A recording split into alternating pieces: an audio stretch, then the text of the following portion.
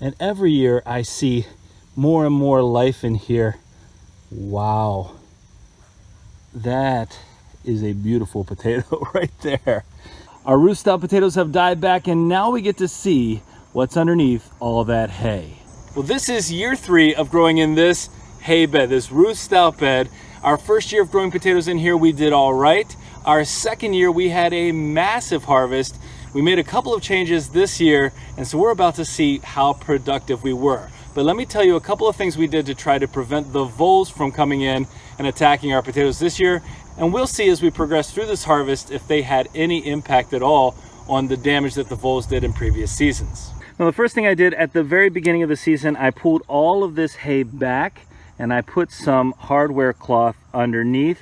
The idea being that there would at least be a superficial barrier between our potatoes and the voles. Not that they couldn't easily overcome that, but then secondarily, we put in one of these. Now, this is supposed to be a deterrent for voles. What it does is when the sunlight hits it, about every 20 or 30 seconds, it will give off a buzz and a vibration. Now, according to the product description, you're supposed to get about 100 square feet of protection from just one of those. So whether or not it protected this 25 square foot bed, we're about to find out. Now, the other thing to note about this bed is there is an empty spot right here in the middle where some of our potatoes were ahead of the others, and so we went ahead and harvested out of here because they died back sooner, but we still have quite a bit of variety left growing in here. Now, for those of you who are brand new to the concept of gardening in a Ruth Stout method, essentially all we have across here is old spoiled hay. We started off the season with about a foot of depth of that hay,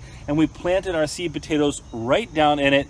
The only modification we made from a traditional Ruth Stout bed is we usually add just a little bit of mix in with the seed potato to get it started. Beyond that, this bed takes care of itself. And one of the reasons why growing potatoes in this method is so popular, not only have we had good results in the past, but it's super easy to harvest because we're not digging into the ground, we're just pulling back our hay. So we're going to start this harvest up by our long sweet potato raised bed. That's for you, Team Sweet Potato.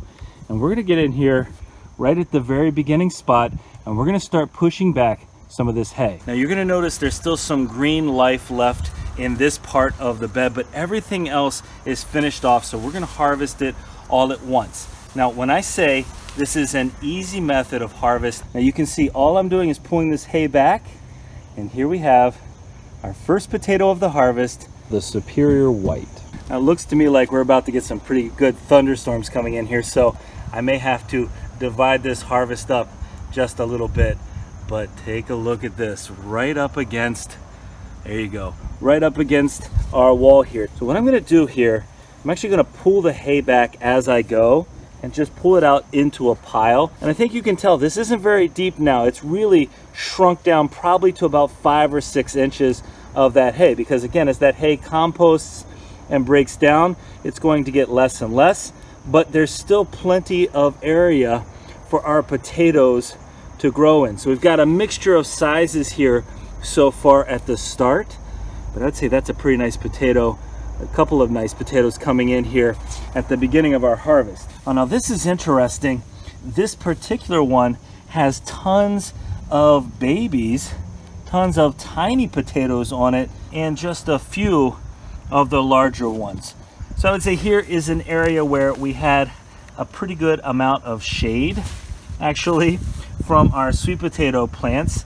So that may have had some impact on the developmental size, but we're still getting some nice ones in here as well. That's a beautiful potato.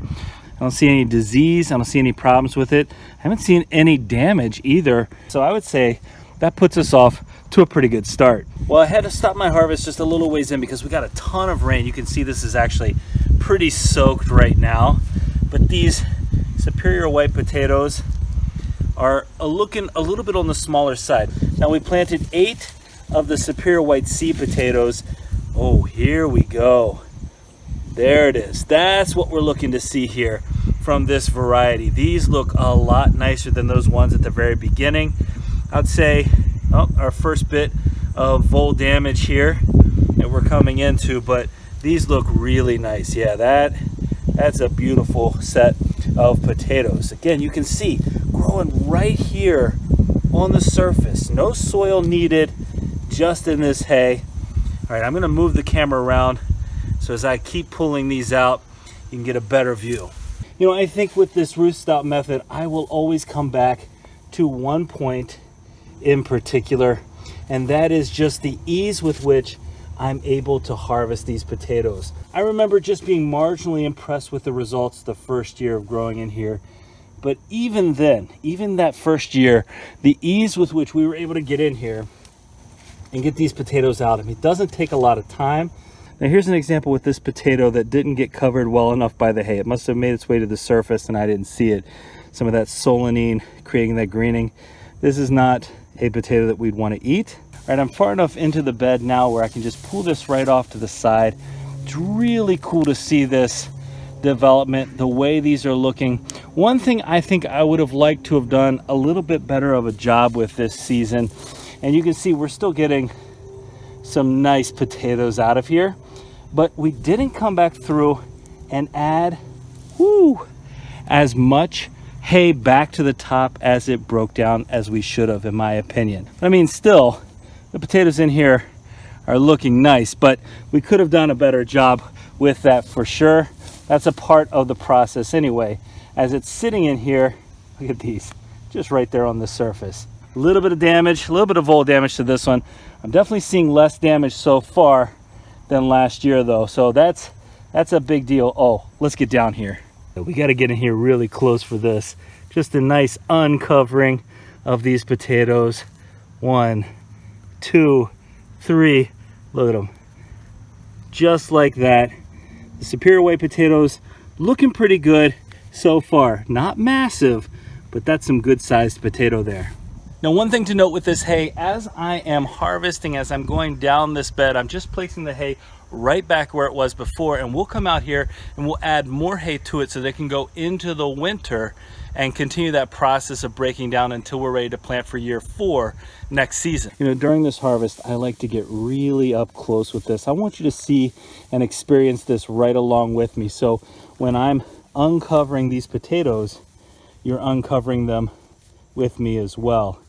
I really enjoy this process, and I want you to enjoy it. I want you to get involved and invested in this process. So if you've never grown potatoes before, you can have some of that experience with me, and you can get excited about trying it out yourself. Oh, what's this? There we go. They just roll right out. I mean, it's nothing like any of our other harvests, even our raised bed harvests, which are really nice because that soil is nice and light, doesn't compare to the ease of a Ruth Stout harvest. We've still got a lot more to pull out of here. I think we're about to the end here of this first, the superior white variety. And once we get past that, I know we're moving on to some Kennebec potatoes as well. Now, we did plant these a lot closer than we have in years past. There we go. I'm creating my own little pile right here. We planted them closer than we have in the last 2 years. We wanted to try to maximize space, but of course there's always that concern whenever you're planting really close together that they might not get as big. So, you know, this is part of our experimentation. I can't say that we're experts after only growing in this style for 3 years, but I can say so far I am pleased with the results. Let me see if I can pull up a little sample here for you to see. Got some roly-polies in there. There's lots of life. Oh, there we go. There's another potato.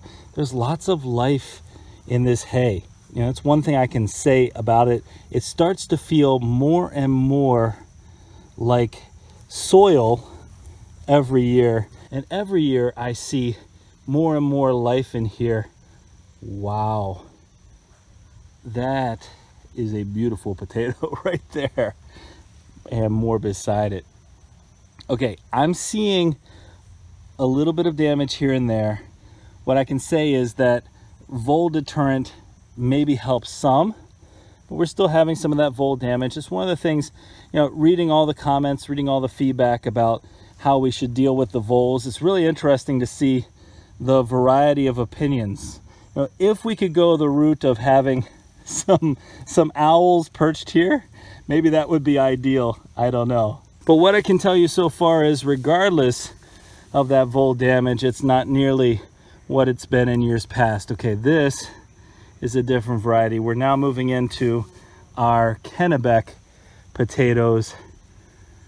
And so far, first glance at our Kennebecs, that looks really nice. That's a good size of potato right here. We actually purchased these varieties and got them in the ground a little bit later than we would have liked. Normally these would have been a couple weeks earlier. So when we found them at the store, the seed potatoes themselves, because these are some of the varieties that we purchased and not ones that were planted from last year's harvest, but the seed potatoes themselves were a little bit older. There's some old damage in here, some old splitting it looks like.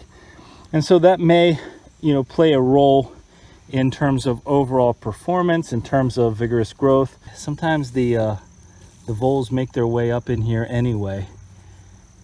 But again, in terms of overall damage, there's not nearly what it was last year. Granted, we're only a small portion of the way in digging for these potatoes, but I don't see the degree of a problem that we had last year. And these potatoes go right up to the edge of our bed. One thing I should have mentioned about this bed is it does get a pretty good amount of sun. It's on the western side of our house, but that sun really kicks in around 10:30 or so. That's when we see most of it in here. Okay, I see one right down in here. You got to be careful, because in some of these lumps of hay, because it does get a little bit lumped up at times, you'll find you may have missed one of the potatoes. Goals are not to miss any of them as you go through. I guess the end result, though, at worst, is you get some volunteer potatoes next season. The other thing I've heard folks share their concerns about with growing in hay is the idea that maybe there could be snakes hiding in here. Well, I'd much rather see these potatoes hiding in here. This is about the third or fourth one of these Kennebecs where I have seen splitting like this. I kind of think it's a moisture aspect, growing kind of quickly because of an abundance of moisture over a short period of time that wasn't there before. We didn't water this too much, but the moisture stays in this hay quite a bit, regardless of the rainstorm we just had. All right, I think this is the worst damaged one I've seen so far with regard to vole damage. And one thing you want to look out for when you're growing in a Ruth Stout method is the possibility here of some of this matted hay. One of the things we do is to try to take the hay apart as we're laying it out, so we don't get so much of that matting, so it's not so heavy or pressing down. If it's nice and loose like this, it's a lot easier. Oh, little baby potato. It's a lot easier to work with. All right, we should be coming up pretty soon on our third variety here, which is our Russets, but I'm not sure. It's kind of hard to tell after they've died back exactly where we are, but this looks like, yeah, these are some of our Russets right in here.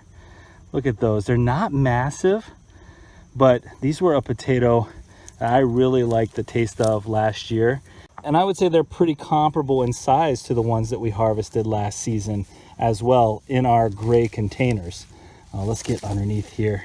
I feel one here, and I see the most damaged. Okay, there we go. That's what we had last year. But again, at this point, we're getting so many that aren't damaged. I really think this is a pretty good improvement over previous seasons. And one other thing I want to mention as I'm getting down here to about the halfway point in this bed, once they've died back, you do not want to leave them in the ground too long, because there's always that possibility of getting a decent amount of rain. All right, there we go. Yeah, we don't want them to stay in the ground too long after they've died back, because we don't want any of the rotting that can happen with these potatoes. We just want these beautiful potatoes. We want these healthy potatoes. We want to be able to store them as long as we need to. We should be harvesting enough of these potatoes that we need to keep them longer term, so we don't want any issues with that.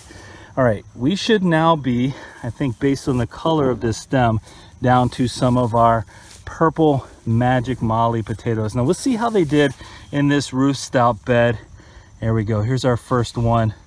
The Magic Molly potato was my absolute favorite last season. And I mean that in terms of overall production and taste. They're a fingerling variety potato, so they can be a little bit smaller, although a lot of the ones that we had last year got to be a pretty decent size. We'll see how well they fared here.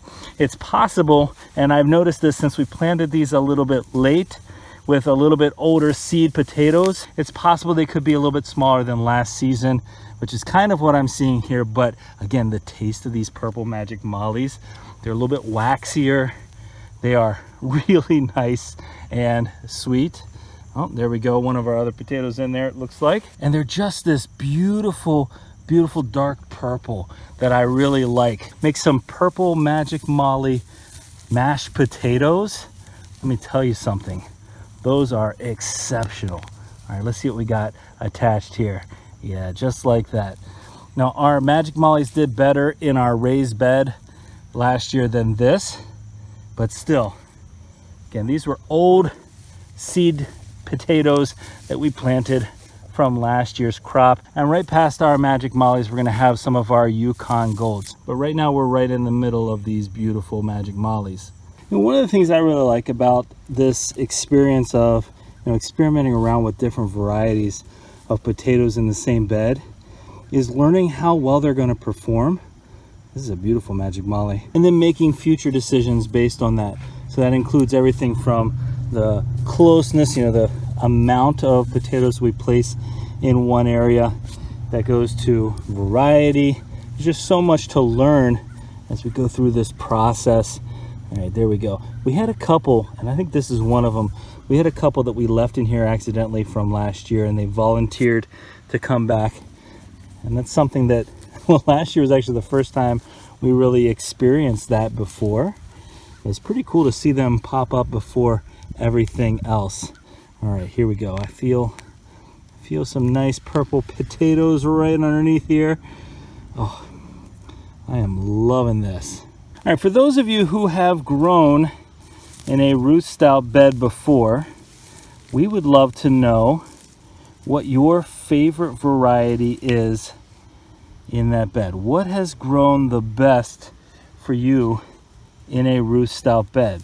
And for those of you who haven't tried growing in Ruth Stout before, what is keeping you from giving it a try? Is it just something you've never considered? Or we'd love to know more about that as well, because this is not exactly the most common type of gardening, but it is one of the easiest. Remember, Ruth Stout famously, I would say, was always looking for the easiest way to garden, and this is what she came up with, and we gotta say, we really enjoy it for sure.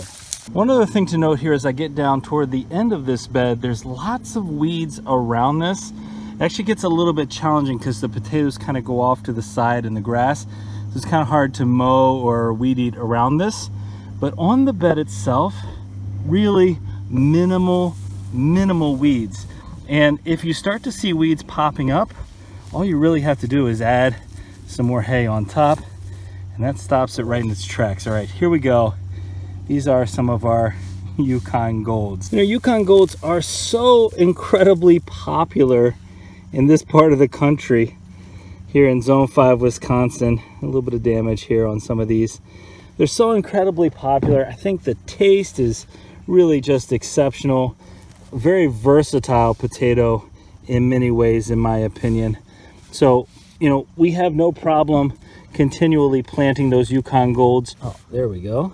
Let's see what I'm feeling right in here. Oh yeah, there we go. There we go. And a walnut to boot. Thank you, squirrel. I'm gonna get rid of you so you don't try to grow a tree here. Again, I don't mind trying new potato varieties. I really haven't found a potato yet that I don't like the taste of. But it's always nice to get a little bit of a heads up as to what you're getting into when it comes to growing these different varieties. If you had told me last season that I would be loving a purple potato more than any other, I would have said, are you sure? Oh, well, this is the end of the Ruth Stout bed last season where we had so much vole damage. And what I'm seeing so far is that these Yukon Golds, for the most part, are looking fantastic. No damage. Wow, these are great. No damage to these for most of them. This is actually right by where I put that vole repellent device. So You know, maybe that did have a really nice impact here. It definitely didn't work the whole way through the garden.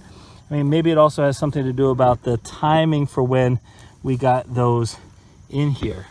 There's a lot of odd shaped Yukon Golds this time around. You see that? They look kind of like pears. That's a different kind of animal. That's all right. They taste just like potatoes. Now, I don't know about you, but if there's one thing I don't like to do, it's rush a nice potato harvest. I really like to take my time, even as quick and easy as this Ruth Stout is. I like to take my time and just enjoy the process. I mean, these have been in here for 80, 90, 100 days when we're talking about harvesting potatoes. And so I don't mind enjoying the process of pulling these out of the ground as much as I possibly can. I mean, they've done their work. I've been patient to this point. I can certainly be a little bit patient as I'm saying hello to our most recent crop. And one of my favorite moments in here is when I pull back and I see one of our larger potatoes, or I see a group of potatoes in here. I just love that experience. I love the thought of what it means. There's our seed potato here. I love the thought of what it means for us and for our family as we're growing our own food, as we're moving towards self-sufficiency. I love how every single one of these represents a step in that direction. Well, folks, I just cleared out this Ruth Stout potato bed, and now it's time to go back and see just what was inside. Well, there you go, folks. A nice harvest, plus we harvested about 3 pounds of potatoes in our previous harvest here in the spot that had died back already. They look like great potatoes to me. Minimal damage in comparison to last year's vole damage.